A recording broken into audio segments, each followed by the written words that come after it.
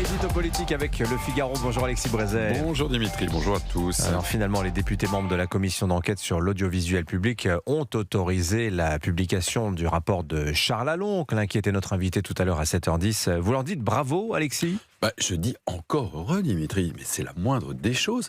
Vous imaginez des mois de travail parlementaire, des centaines de personnes entendues, 400 pages de rapports, 80 propositions, mais tout cela passé à la broyeuse, jeté à la poubelle numérique, tout ce temps, cet argent, ces moyens humains, oubliés, effacés, circulés, il n'y a plus rien à voir, à lire, à entendre. Mais c'eût été une insulte au bon sens et aussi un déni de démocratie caractérisé, qui aurait privé les citoyens d'une information à laquelle, après tout, ils ont droit.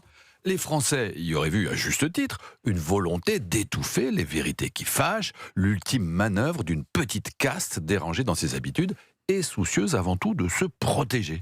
Bon, j'ajoute que sur le strict plan politique, cet enterrement de première classe aurait été une stupidité absolue, parce que le rapport, quoique interdit, aurait évidemment été publié dans la presse, comme le fut en son temps celui sur l'argent des syndicats, qui, bizarrement, avait déchaîné les mêmes fureurs contre lui.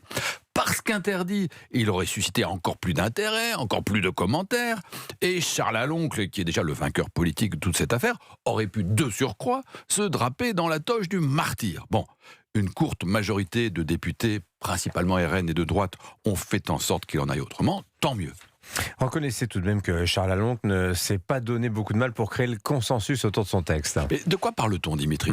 Sur la forme, on a reproché aux députés ciotistes son ton cassant, ses tweets intempestifs ou ses visées politiques. C'est pas faux. Mais Paul Vannier, le rapporteur LFI de la commission Bétarame, fut-il un parangon d'élégance et de courtoisie ? Et demandez-le à François Bayrou.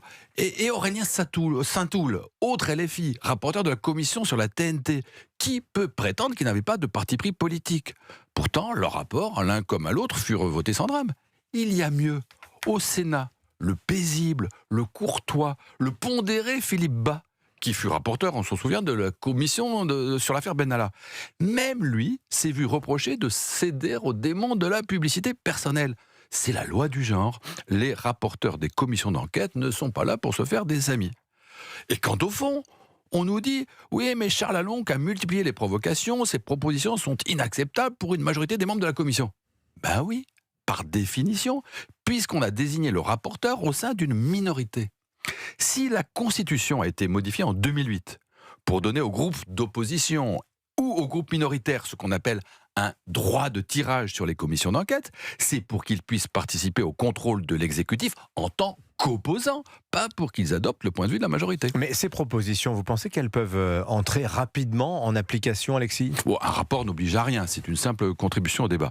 Comme on voit mal France Télévisions s'en saisir et s'auto-appliquer ses préconisations, comme il est peu probable que le gouvernement, après avoir enterré la loi Dati sur l'audiovisuel public, se mêle de vouloir faire adopter une loi inspirée, même partiellement par Charles Aloncle, on peut prévoir sans grand risque que dans l'immédiat, il ne se passera rien. Mais désormais, tout est sur la table.